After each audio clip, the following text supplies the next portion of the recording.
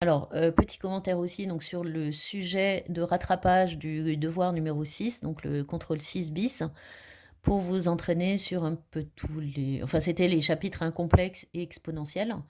L'exercice 1, c'était un vrai faux avec des affirmations à justifier sur les complexes. Alors la première question, on vous donne une équation, on vous demande d'affirmer ou d'infirmer si elle a pour solution racine de 2 e i pi sur 4. Pour ça, ben, il faut résoudre l'équation d'abord. Donc c'est une équation du premier degré en z.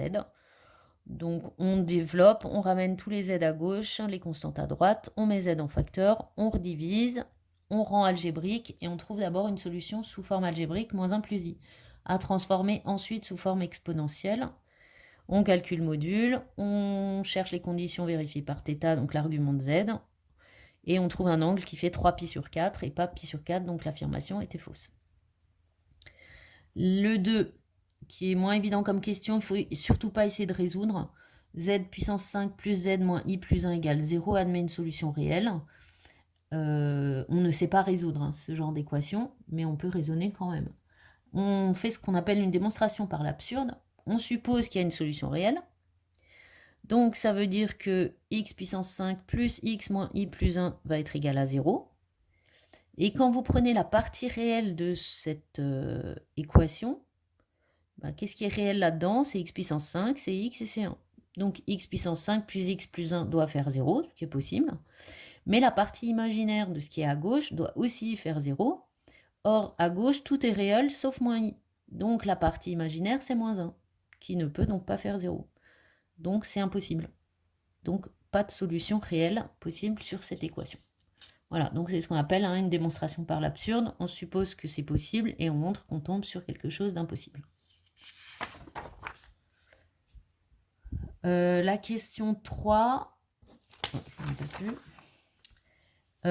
Une écriture de C. Donc C est donnée sous forme exponentielle, 1 demi de EI pi sur 3. Donc ça ne doit pas être très difficile comme question. Vous passez à la forme trigo, donc cos pi sur 3 plus i sinus pi sur 3. Vous remplacez cos pi sur 3 et i sinus pi sur 3 par leur valeur, vous développez et on ne trouve pas la même chose que l'énoncé. Donc c'était faux. Pour savoir si c puissance 3n est un réel, il faut absolument prendre la forme exponentielle. Tout ce qui est calcul de puissance, pas de forme algébrique, on ne sait pas développer 1 plus i racine... la forme algébrique qu'on a trouvée dans la question d'avant, par exemple, 1 quart de 1 plus i racine de 3, s'il faut calculer ça puissance 3n, c'est beaucoup trop compliqué. On prend la forme trigo ou exponentielle ici, on l'élève à la puissance 3n, ce qui est facile à faire. Le 1 demi puissance 3n, on le garde. L'exponentielle de i fois pi sur 3 puissance 3n, ça fait un fois 3n au niveau de l'exposant.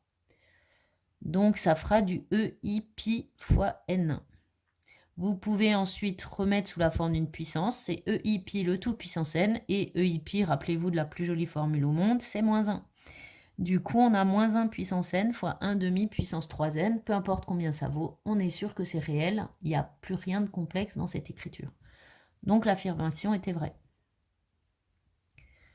Pour l'affirmation 5, est-ce que les points sont alignés? J'ai choisi de travailler la collinéarité des vecteurs. On peut aussi faire un calcul d'angle en passant à l'argument, mais c'est souvent plus long à faire.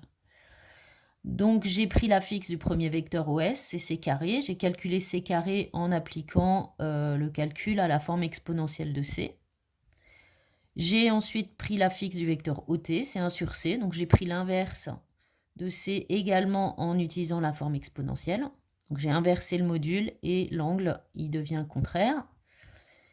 Je remarque facilement qu'en multipliant OS, enfin son affixe par moins 8, je retrouve OT. Donc le vecteur OT, c'est moins 8 fois OS. Les vecteurs sont collinaires, donc les points sont alignés. Donc là, c'était vrai. Le dernier, ça ressemble à des complexes, mais c'est des suites, puisque c'est la suite des modules. Donc C en module plus C carré en module, etc. Déjà, vous pouvez sortir les puissances. Vous vous retrouvez avec une somme de termes qui ressemble à une suite géométrique. Le module de C, on l'a depuis le début, il vaut 1 demi. Donc c'est la somme des termes d'une suite géométrique. La raison, c'est 1 demi, le premier terme, c'est 1 demi. J'applique la formule, premier terme fois 1 moins q puissance nombre de termes, ici il y en a n, sur 1 moins q.